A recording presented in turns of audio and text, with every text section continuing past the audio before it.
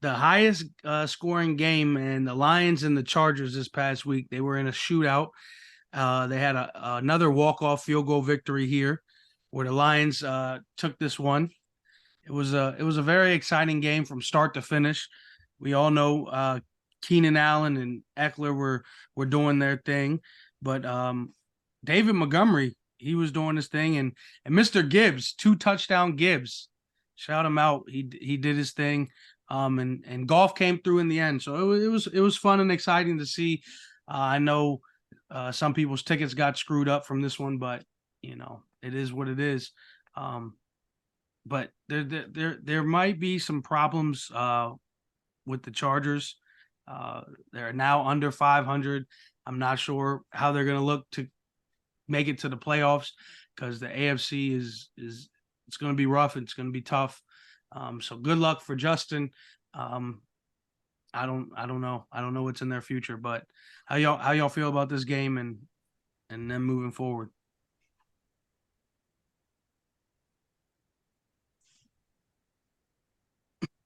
Oh, my bad. I thought Williams was going to lead off.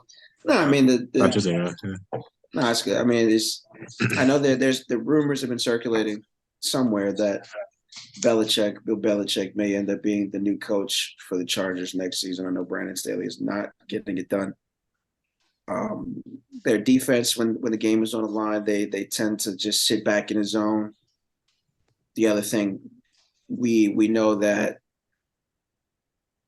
what's his name, Kellen Moore is going to draw up offensive plays to where Herbert's going to be able to rack up a bunch of yards and stats and TDs, but it's not going to translate to winning games when it's all said and done. Dan Campbell, as I said earlier, arguably going to be coach of the year. He's got this Lions team, and as we said it last year on our episodes, that the Lions are willing to run through walls for this coach here. And even though it wasn't the defensive game that I'm sure he would like, they kept their composure when the game was on the line. The ball was put in their hands, and they drove down the field and kicked the field goal. And that's really all you can ask for. Jared Goff, his career has pretty much been brought back to life since coming to Detroit.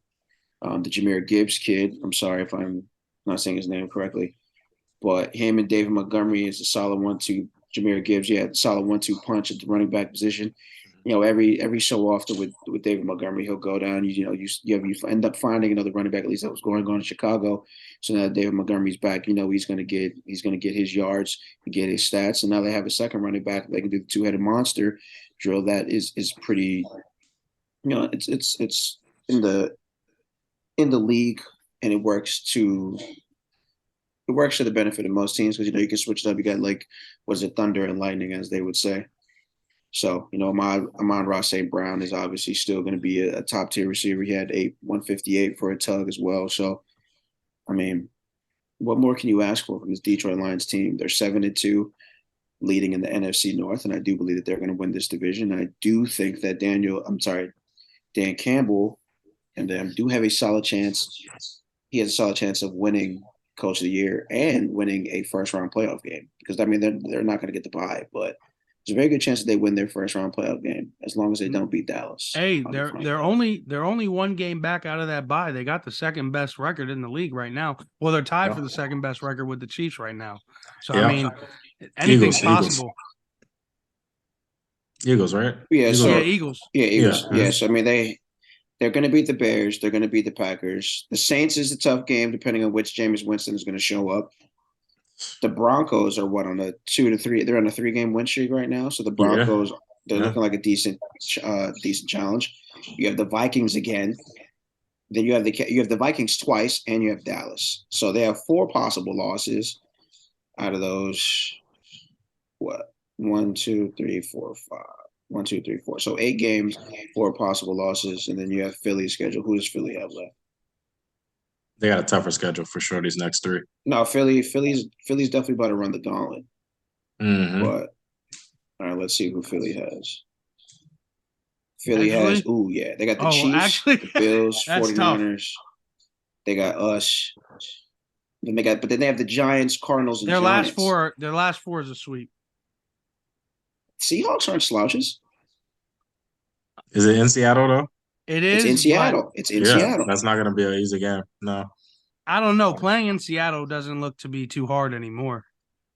But that's the thing because the Eagles' margin of victory, it's never really too crazy. Their only real blowout wins were they don't even have really any blowout. I guess the Buccaneers, they beat them by 14, but even then, it's not really a blowout. I guess they held them to 11 points, but I guess they also held Miami, which is a high octane offense, only 17 points. So I mean, I don't know. It all depends. But I mean, Lions have a slight chance. We'll see what happens, but right now they're one game back. I'll say that. Right now, currently in the standings, they're one game out of that bye. that is true. And Mhm. again, yeah, Philadelphia, you never really know which Philadelphia team is going to show up. And Jalen Hurts, for what it's worth, is hampering some sort of injury.